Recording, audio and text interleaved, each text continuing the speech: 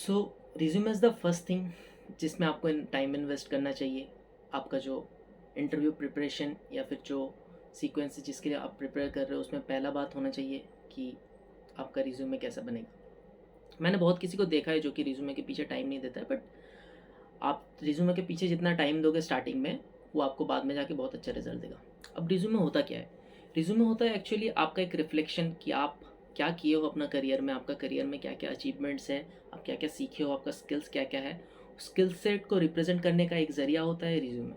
Resume होता है जो कि आपका एम्प्लॉयर जो है वो पहले देखेंगे, उसके ऊपर बेस्ड आपका एक इमेज बन जाता है कि आपका स्किल सेट कैसा है, आप कैसे स्टूडेंट हो या फिर कैसे एक्स एम्प्लॉय हो, और आप सूटेबल हो कि नहीं इस कंपनी के जॉब के लिए। उसके बाद रिज्यूमे सिलेक्शन के बाद आपका आता है नेक्स्ट प्रोसेस। तो resume kind of first layer होता है जिसको आपको क्रॉस करना होता है। तो रिज्यूमे पे ध्यान देना बहुत ही इंपॉर्टेंट है। आपका रिज्यूमे अगर अच्छा होगा तो आप एक बहुत अच्छा इमेज के साथ इंटरव्यू ग्राउंड पे घुस सकते हो। तो चलिए स्टार्ट करते हैं कि रिज्यूमे को बनाने कैसा है। तो पहला सेक्शन होता है रिज्यूमे का आइडेंटिटी। आइडेंटिटी क्या होता है? जिसमें आप अपना नाम ऊपर लिखोगे बोल्ड में बड़ा बड़ा करके, राइट लेफ्ट टॉप कॉर्नर में आप लिखोगे आपका नाम, और राइट साइड में आप अपना फ़ोटो भी डाल सकते हो। वैसे फ़ोटो कंपलसरी नहीं होता है, अगर किसी कंपनी का रिक्वायरमेंट है फ़ोटो डालना तो आप फ़ोटो डाल सकते हो राइट साइड में। छोटा, ज़्यादा स्पेस नहीं लेना चाहिए क्योंकि one page resume is good for a fresher और maybe an experienced candidate till 3 years। उसके बाद नाम के नीचे आप अपना ईमेल आईडी, फ़ोन नंबर ये डालते हो ताकि आपको कांटेक्ट कर पाए अगर आपका जो रिज्यूमे है वो सिलेक्ट हुआ। दूसरा सेक्शन होता है एकेडमिक क्वालिफ़िकेशन। अब एकेडमिक क्वालिफ़िकेशन में आप अपना जो एकेडमिक्स है, मास्टर्स किए हो, बीटेक किए हो, जो भी 10th 12th जहाँ से किए हो, वो रिवर्स क्रोनोलॉजिकल ऑर्डर में डालते हो। अब यहाँ पे एक कैच है, अगर आप फ्रेशर्स हो तो ऑब्वियसली एकेडमिक क्वालिफिकेशन आपके लिए बहुत ही इंपॉर्टेंट है। लेकिन आप अगर एक एक्सपीरियंस्ड कैंडिडेट हो जिसके पास 5 साल से ज़्यादा एक्सपीरियंस है, तो एकेडमिक क्वालिफिकेशन उतना ज़्यादा नहीं मैटर करता है। तो आप अपना मास्टर्स या बैचलर लेवल का एकेडमिक क्वालिफिकेशन डेफिनेटली रखना चाहोगे, लेकिन 10th 12th का जो क्वालिफिकेशन है वो नहीं भी रखोगे तो भी चलेगा। तो that's a thing to consider when you are putting your academic qualifications. अब एकेडमिक क्वालिफिकेशंस में क्या क्या डालोगे, आप कौन से बोर्ड से पढ़े हो, कौन से स्कूल से पढ़े हो, कौन से कॉलेज से पढ़े हो, ये सब, और मे बी आप कितना परसेंटेज आपका मार्क्स आया था, ये भी आप राइट साइड में एक टेबल बना के डाल सकते हो। रिज्यूमे मेकिंग में बहुत ही इंपॉर्टेंट होता है कि आप अपना जो स्किल्स है जो कि आप सबसे इम्पॉर्टेंट मानते हो इस जॉब के लिए, जो कि इस जॉब से रेलिवेंट है, वो सबसे आगे डालना है। अगर सपोज़ ये जॉब एकेडमिक्स रिलेटेड है तो आप अपना एकेडमिक क्वालिफिकेशन, अपना डिग्रीज़, अपना सर्टिफिकेट्स ये सब आगे डालोगे। लेकिन अगर इंडस्ट्रियल जॉब है जिसमें आपको जो जॉब एक्सपीरियंस है, जो प्रोजेक्ट्स है वो ज़्यादा मैटर करता है, तो वो सब आप आगे डालोगे। तो resume actually based on the category of the job होना चाहिए। तो अगर आपका जॉब का कैटेगरी ऐसा है जिसमें आपका प्रोजेक्ट एक्सपीरियंस ज़्यादा मैटर करता है, तो प्रोजेक्ट एक्सपीरियंस, वर्क एक्सपीरियंस हमेशा ऊपर रखना चाहिए। तो एक्चुअली इंटरव्यूअर जब आपका रिज्यूमे देखता है तो उसके पास कुछ सेकंड ही होता है कि इंप्रेशन बनाने के लिए। तो आप अपना अच्छा अच्छा जो चीज़ है वो हमेशा ऊपर डालना चाहोगे, जो कि देख के इंटरव्यूअर को लगे कि आप एक अच्छा कैंडिडेट हो। नेक्स्ट सेक्शन है वर्क एक्सपीरियंस। अब वर्क एक्सपीरियंस बहुत ही इंपॉर्टेंट सेक्शन है क्योंकि ये एक चीज़ है जो हर कंपनी आप में चाहता है कि आप पहले क्या काम किए हो, कैसा काम किए हो, आपका क्वालिटी ऑफ वर्क क्या था।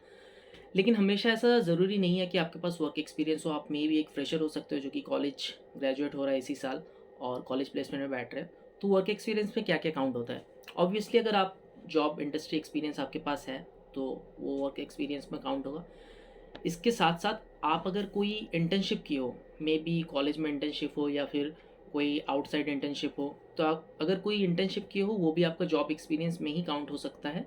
तो आप अगर वर्क एक्सपीरियंस के नीचे इंटर्नशिप से अलग से इंटर्नशिप नाम का एक कॉलम डाल सकते हो, या फिर वर्क एक्सपीरियंस के अंडर भी एज एन इंटर्नशिप आप डाल सकते हो कि आप क्या क्या किए हो। और बहुत ही इंपॉर्टेंट होता है क्योंकि इंडस्ट्रियल एक्सपीरियंस एक्चुअली बहुत रेलिवेंट होता है कोई भी इंडस्ट्री में जॉब पाने के लिए।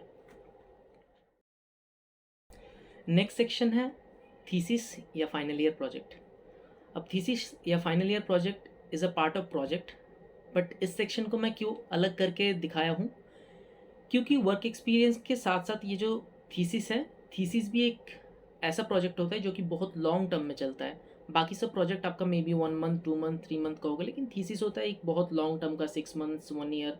तो ये प्रोजेक्ट का वैल्यू बाकी प्रोजेक्ट से डिफरेंट होता है, तो इसको हाईलाइट करने के लिए आप एक डिफरेंट सेक्शन में थीसिस और फाइनल ईयर प्रोजेक्ट को डालेंगे। तो इसमें आप डिस्क्राइब करेंगे कि आप क्या-क्या किए हो, उसके अंदर क्या-क्या इंपॉर्टेंट पार्ट है, अचीवमेंट्स हैं, और try to put numbers. Like मैं एक आपको एग्जांपल देता हूँ कि अगर आपके पास सपोज़ एफिशिएंसी बढ़ाए हो आप किसी चीज़ का, तो आप उसको नंबर्स में लिखना कि I have increase the efficiency from 100% to 130%, maybe like that. So आप अगर नंबर्स पुट करोगे तो उसका जो इम्पैक्ट है वो दिखता है, जो कि आपके रिज्यूमे को और ज़्यादा लाइवली बनाता है। उसके बाद नेक्स्ट सेक्शन आप कोर्स प्रोजेक्ट्स या सेल्फ प्रोजेक्ट्स डालेंगे। कोर्स प्रोजेक्ट्स और सेल्फ प्रोजेक्ट्स को आप कंबाइन करके एक प्रोजेक्ट सेक्शन में भी डाल सकते हो, जिसमें आप जो भी इंपॉर्टेंट प्रोजेक्ट्स किए हो उसका डिस्क्रिप्शन के साथ, टाइमलाइन के साथ कि कितना महीना लगा है एक प्रोजेक्ट के पीछे और आपका एक्सपीरियंस क्या क्या है उस प्रोजेक्ट में। तीन चीज़ को ध्यान रखना है प्रोजेक्ट लिखने से पहले कि आप प्रोजेक्ट को बनाते टाइम क्या क्या चैलेंजेस फेस किए हो, उन चैलेंजेस को आप कैसे मिटिगेट किए हो, और इन चैलेंजेस को मिटिगेट करते हुए आपको क्या क्या लर्निंग हुआ है। ये तीन चीज़ आपको पॉइंट्स के हिसाब से, बुलेट पॉइंट के हिसाब से आपको डालना है रिज्यूमे में। तो आपका रिज्यूमे में जो इम्पोर्टेंस है, आपका लर्निंग का जो इम्पोर्टेंस है, जो आप प्रोजेक्ट से सीखे हो, वो रिफ्लेक्ट होता है। तो की प्रोजेक्ट्स एंड कोर्स प्रोजेक्ट्स, की सेल्फ प्रोजेक्ट्स आप डाल सकते हो। नेक्स्ट सेक्शन है टेक्निकल स्किल्स।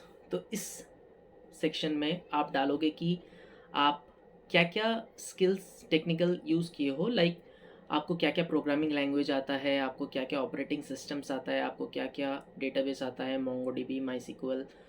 उसके साथ साथ आप क्या क्या लाइब्रेरीज यूज़ किए हो। अगर आप डीप लर्निंग कर रहे हो तो मे बी पाईटॉर्च, टेंसरफ्लो डाल सकते हो, या फिर साइकिट लर्न, कुछ भी हो, जो भी लाइब्रेरीज आप यूज़ किए हो आपके प्रोजेक्ट को इम्प्लीमेंटेशन के टाइम, तो वो सब आप इस सेक्शन में डालोगे। ये ओवरऑल एक जिस दिखाता है कि आपको किस किस चीज़ में एक्सपर्टीज़ है। इसमें एक चीज़ है कि आप ब्रैकेट में डाल सकते हो कि आपका लेवल ऑफ एक्सपर्टीज़ क्या है। अगर आप एक्सपर्ट हो तो ब्रैकेट में आप एक्सपर्ट डालोगे, सपोज आप जावा में एक्सपर्ट हो तो जावा में एक्सपर्ट डालोगे। फिर अगर आप मॉडरेट लेवल में किसी चीज़ में एक्सपर्टीज़ है माई में, तो आप माई के बगल में डालोगे कि moderate, and may be beginner level डालोगे अगर आप जस्ट स्टार्ट किए हो या फिर आपको जस्ट बेसिक नॉलेज है बट आपको बहुत ज़्यादा एक्सपीरियंस नहीं किसी चीज़ में। तो ये भी रिफ्लेक्ट करता है कि आपका लेवल ऑफ एक्सपर्टीज़ क्या है कोई भी चीज़ में। नेक्स्ट सेक्शन है आपका स्कॉलरिस्टिक अचीवमेंट। अब स्कॉलरिस्टिक अचीवमेंट क्या होता है कि आप एकेडमिक्स में क्या क्या अचीवमेंट किए हो, उसका एक जिस्ट होता है स्कॉलरिस्टिक अचीवमेंट में। जैसे सपोज आप आईआईटी जेई में ऑल इंडिया रैंक 5 लाए हो, तो आप वो डालोगे कि all India rank 5 in IIT JEE in the year 2018 और 2019। ऐसे ही करके अगर आप के वी पी वाई में पास किए हो या फिर कोई कंपटीशन जीते हो जिसमें आप कोडिंग कंपटीशन जीते हो, तो ये सब आप डाल सकते हो स्कॉलरिस्टिक अचीवमेंट में। ये रिफ्लेक्ट करता है कि आप किसी चीज़ में एक्सपर्ट हो और बहुत अच्छा अचीवमेंट है आपका लाइफ में। तो इसमें आप डाल सकते हो कि स्कॉलरिस्टिक अचीवमेंट मेरा। नेक्स्ट और लास्ट जो सेक्शन मैं बोलूँगा डालने के लिए वो है रेलिवेंट कोर्सेस। रेलिवेंट कोर्सेस में आप ऑनलाइन और ऑफलाइन दोनों टाइप का कोर्स डाल सकते हो। अगर आप स्टूडेंट हो, फाइनल ईयर स्टूडेंट, और आप मशीन लर्निंग के लिए अप्लाई कर रहे हो डेटा साइंस प्रोफाइल के लिए, तो मशीन लर्निंग के रिलेटेड जो भी कोर्सेज आप किए हो, मे बी कंप्यूटर विजन में, maybe introduction to machine learning, all those courses you can put here. Online and offline both both has value कि आप किए हो, तो आप दोनों डाल सकते हो। तो it's a very good thing to do. It shows कि आप आउट ऑफ द वे जाके सीखने का कैपेबिलिटी रखते हो और इंटरेस्ट रखते हो। नेक्स्ट आता है हॉबीज़ एंड मिसलेनियस। तो इस थिंग में मैं आपको बताऊंगा कि hobbies and miscellaneous technical job के लिए उतना रेलिवेंट नहीं होता है। तो आप मे बी आप प्रेफर नहीं करोगे हॉबीज़ डाल के आपका जो रिज्यूमे का इंपॉर्टेंट स्पेस है उसको वेस्ट करना, क्योंकि 1 page resume is like the standard for a fresher. तो आप अगर एक फ्रेशर हो और आपके पास कंटेंट है डालने के लिए, तो आप हॉबीज़ एंड ये सब थिंग अवॉइड करना। अगर आपके पास कंटेंट नहीं है तो मे बी आप डाल सकते हो लास्ट ऐसा सेक्शन कि आपका हॉबीज़ क्या है और आप क्या क्या चीज़ में इंटरेस्ट रखते हो।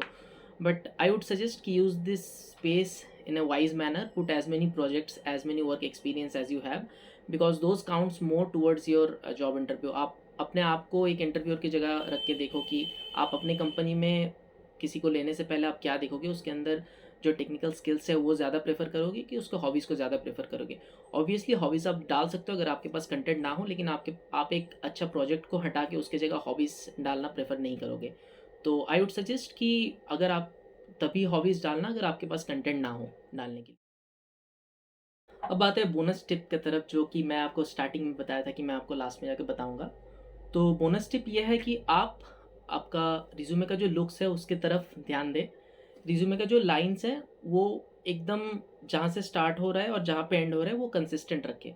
मतलब आपका जो विड्थ है रिज़्यूमे का वो अगर थ्रू आउट कंसिस्टेंट रहेगा, कोई भी सेंटेंस अगर मिडल में एंड नहीं होगा, तो आपका जो रिज़्यूमे का लुक्स है वो बहुत ही बेहतर दिखेगा बाकी सब रिज़्यूमे से। तो आप कोशिश करना सेंटेंस को ऐसे फ्रेम करो ना कि आपका जो स्टार्टिंग एंड एंडिंग पॉइंट है वो सिमिलर हो थ्रू आउट द रिज़्यूमे। तो इट लुक्स गुड। मैं आपको एक एग्ज़ाम्पल दिखाऊँगा तो you will see on your own. I hope ये वीडियो आपके लिए यूज़फुल था। आपके अपकमिंग जॉब इंटरव्यू या फिर ऑन कैंपस हो ऑफ कैंपस हो, सबके लिए आपको all the best. I hope you will rock the floor.